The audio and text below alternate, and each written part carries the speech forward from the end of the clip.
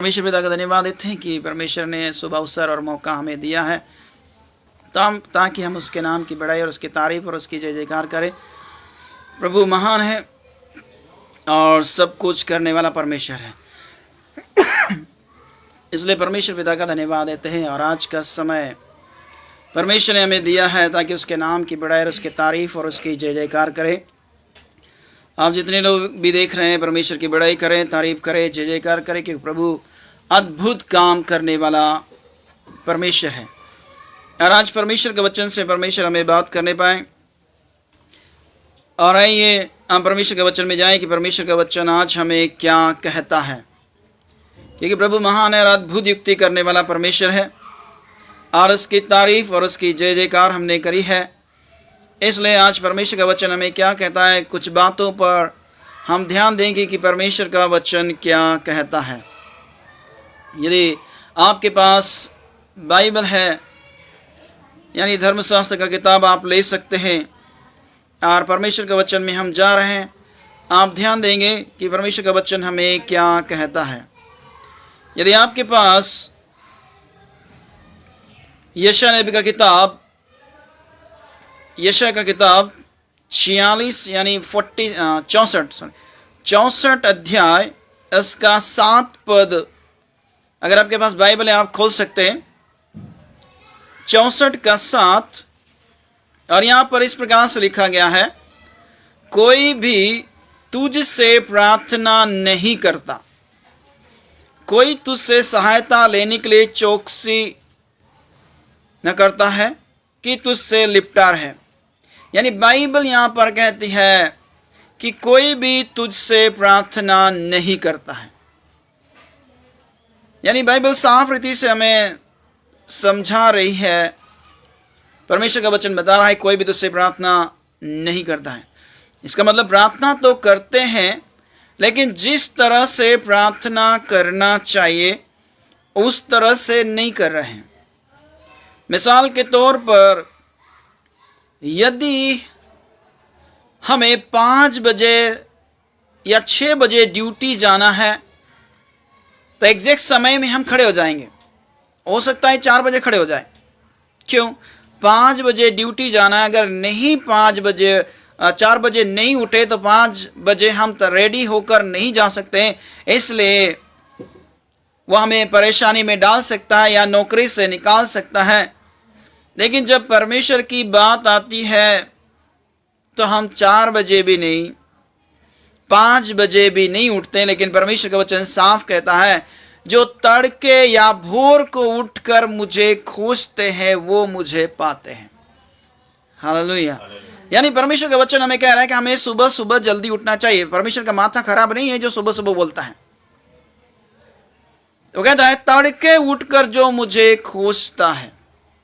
हमें सुबह उठना है, वो भी जल्दी उठना है। हम लगातार 3-4 मैसेजेस होंगे और उन मैसेज में एक ही बात को जिक्र किया जा रहा है कि प्रार्थना पे ज्यादा ध्यान दे, प्रार्थना में समय को बिताए। क्योंकि बाइबल में जितने लोग थे ज्यादातर वो प्रार्थना ही किया करते थे, लोगों के लिए प्रार्थना करते थे। हम भी प्रार्थना करें, लेकिन प्रार्थना कैसे करें? बाइबल यहाँ पर दर्शाती है कि हमें, यहाँ पर परमेश्वर का वचन कह रहा है कोई भी तुझसे प्रार्थना नहीं करता है। यानी कि जिस समय तू मिल सकता है उस समय कोई प्रार्थना नहीं कर रहा है। ड्यूटी का बारी आता है, समय पे खड़े हो जाते, चले जाते हैं। लेकिन जब परमेश्वर का बारी आता है तो हम परमेश्वर को धकेलते हैं, चल जाएगा, हो जाएगा, आज नींद नहीं खोली, कल हो जाएगा। लेकिन यदि हमारा जो मालिक जहां पर हमें नौकरी करते हैं, क्या कभी उसको बोल सकते हैं लेट जाने पर कि चल जाएगा, हो जाएगा, और डेली? ऐसा नहीं हो सकता है। लेकिन बाइबल कहती है कि कोई भी तुझसे प्रार्थना नहीं करता। कब प्रार्थना करना चाहिए? बाइबल हमें दिखाती है कि सुबह का समय हमें जल्दी उठकर प्रार्थना करना चाहिए। नींद नहीं खुलती है, मैं जानता हूं, लेकिन समय पर यदि आप सोएंगे तो समय पर आपकी नींद भी खुल जाएगी।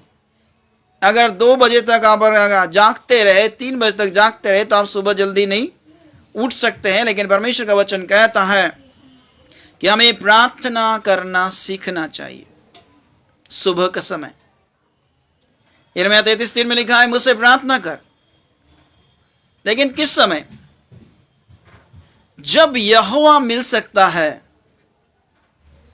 हम जानते हैं जितने भी लोग फसलें लगाते हैं, फसलें लगाने वाले दूरबीन से भी फसल को देखे, उन्हें पता नहीं चलेगा कि वो किस तरह से बढ़ रही है, क्योंकि सुबह की ओस के साथ में वो फसल बढ़ती है। यानी बाइबल जिक्र करती है, कोई भी तुझसे प्रार्थना नहीं कर रहा है। जब समय मिलता है तभी प्रार्थना करते हैं, समय निकालते नहीं है। समय निकाले। आज का मेरा विषय है, हमें परमेश्वर के लिए समय निकालना चाहिए। हम हमारे हर छोटे काम के लिए समय निकाल लेते हैं, चाहे दुआ नहीं होगा, चाहे बाइबल पढ़ना नहीं होगा, चाहे आराधना नहीं होगा, लेकिन बाकी चीजों के लिए हमारे पास समय है। लेकिन परमेश्वर का जब बारी आती है, उसके लिए कोई समय निकालना नहीं चाहता है। मुझे बहुत काम है, मुझे ये करना है, मुझे वहां जाना है, गेस्ट आ गए, ये करना है, मुझे वो करना है। लेकिन मैं आज का विषय बोल रहा हूं कि आज का विषय है कि हमें परमेश्वर के लिए समय निकालना चाहिए। अन्यथा जब हम भी पुकारेंगे, फिर वो बोलेगा मुझे भी समय नहीं है। हम जिस जगह पर आज उपस्थित है, वो परमेश्वर की वजह से, किसी व्यक्ति विशेष की वजह से नहीं है, किसी नेता की वजह से नहीं है, लेकिन हम परमेश्वर की वजह से हैं। हम शैतान के रहमो करम पर नहीं है, लेकिन हम जीवित हैं तो परमेश्वर के रहमो करम पर है। इसलिए प्रार्थना करें। चलो ने बोला खुदा यीशु मसीह हमें प्रार्थना करना सीखा। उन्होंने ये नहीं बोला कि पानी पर कैसे चलते हैं।